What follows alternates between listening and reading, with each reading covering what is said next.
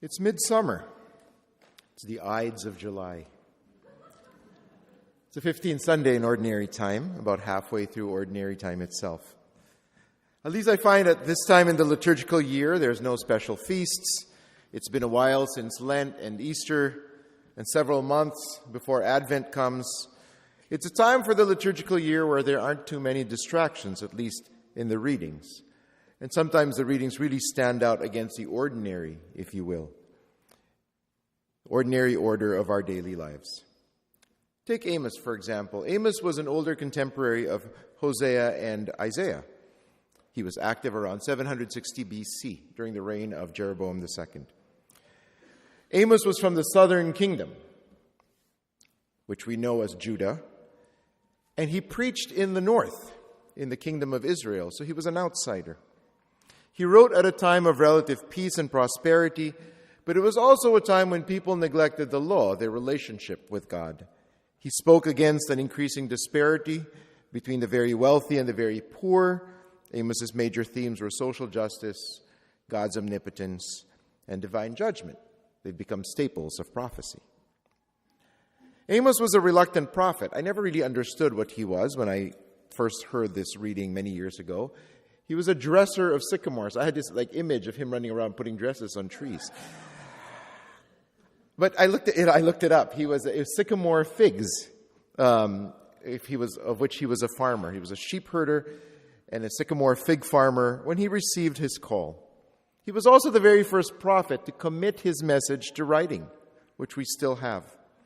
Amos continued to call the people into right relationship with God, a relationship that had been determined by many covenants between God and the people.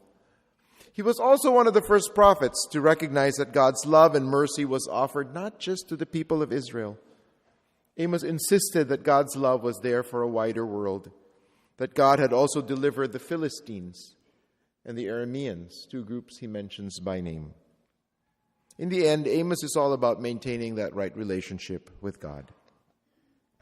For Amos, God is Lord over all of human history and that all men and women are equal in his sight. And by this he implies that any other nation could stand in the same place of privilege that Israel had known.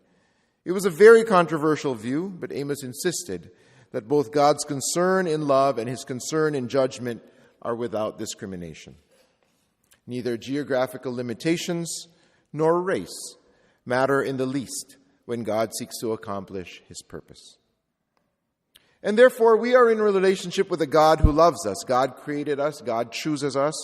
God always makes the first move and the ongoing invitation into a loving relationship with a God who is love. And since the initiative is God's, then the special care comes from God. We are supposed to rely on God's providence and love and to trust in the God who calls us his own. I think that's what Jesus is doing in today's gospel. He's sending the apostles out on mission, but on a mission that will test their reliance on and faith in God. He instructed them to take nothing for the journey, Mark says, but a walking stick.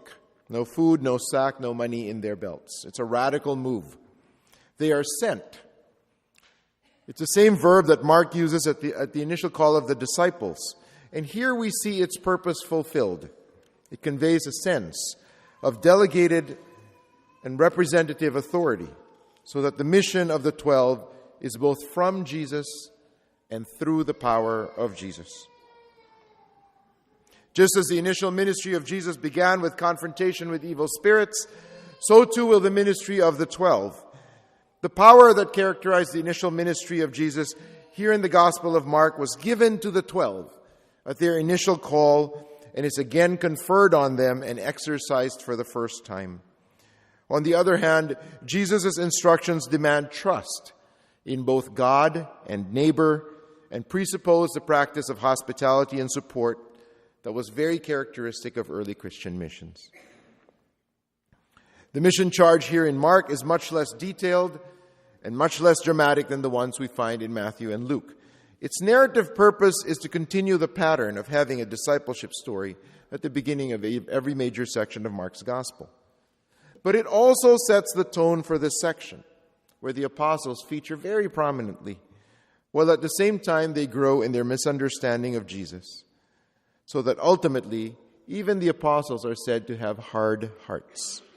And we will continue to hear that in the Gospels of the next few weeks. This is a story that links the ministries of Jesus, of his own historical disciples, and of the community to which Mark is writing. Each goes out. Each is sent to preach.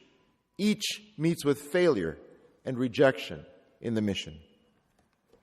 I think the enduring theological significance of this passage from Mark, just like the story of Amos, is its role as a call to the church, both to the early church and to us, the church of modern times. It calls the church never to forget its origin as a community of missionaries, a community that is bound and marked by love and charity and goodwill. Remember that the 12 are among the first recipients of a resurrection appearance, which both is found in the community and inaugurates its mission. We as a church are as a community that is sent out. We are called to travel light, if you will, and to proclaim the good news of the kingdom of God in freedom and hope and love. We are to confront the power of evil, however it is manifest in our world today, and we are called to serve as agents of God's healing power.